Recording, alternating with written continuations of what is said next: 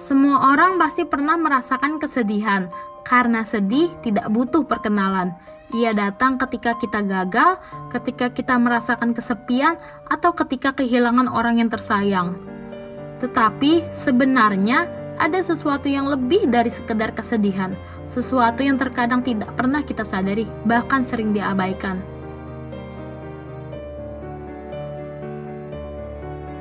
Iya, depresi. Depresi bukan hanya ketika kita merasakan kesedihan. Depresi adalah gangguan suasana hati atau bahkan bisa dibilang sebuah penyakit yang dapat mempengaruhi kualitas hidup seseorang. Dan saking terpuruknya, sebagian orang yang depresi bisa kehilangan motivasi untuk beraktivitas.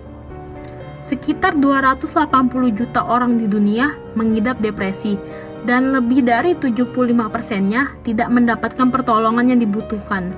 Karena paling parahnya depresi, seseorang bisa mengakhiri hidupnya. Terkadang kita tidak tahu kapan depresi itu datang. Bayangin aja nih, kita ngeliat teman atau saudara kita yang kelihatannya lagi seneng banget. Ternyata bisa aja dia lagi berjuang di kondisi ini dan butuhin bantuan.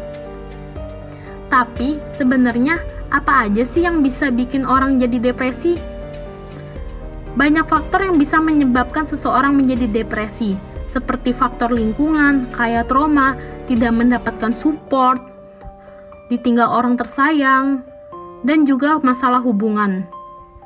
Pasien dengan penyakit tertentu pun kemungkinan akan menjadi depresi, dan ternyata faktor genetik pun berpengaruh dalam nimbulin kondisi depresi. Jadi, bagaimana kita tahu seseorang itu mengidap depresi? Tentunya kita nggak bisa nentuin sendiri dan harus ke dokter. Tapi setidaknya ada beberapa gejala yang dapat kita lihat, seperti orang tersebut mengalami suasana hati yang tertekan, merasa sedih, mudah tersinggung, dan kosong, atau kehilangan kesenangan atau minat dalam aktivitas, hampir sepanjang hari, hampir setiap hari, setidaknya selama 2 minggu. Beberapa gejala lain juga hadir yang mungkin termasuk konsentrasi yang buruk, perasaan bersalah yang berlebihan, atau harga diri yang rendah, keputusasaan tentang masa depan, tidur terganggu, perubahan nafsu makan dan berat badan, dan merasa sangat lelah atau yang paling parah, pikiran tentang kematian atau bunuh diri. Tapi satu hal yang mesti kita ingat, depresi itu bukan akhir dari segalanya. Penyakit itu bisa ditanganin. Jadi, selain tahu kondisi mereka, penting juga buat ajak mereka nyari pertolongan dari tenaga medis profesional.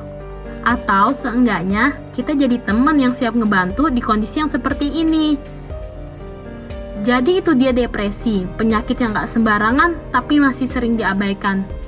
Makanya penting buat kita nemenin, dengerin, dan ngajak siapapun yang lagi di kondisi ini buat nyari bantuan. Apakah kamu salah satunya? Kunjungi Curhat Anonimus, di sana kamu bisa bercerita dan mendapatkan saran dari orang lain.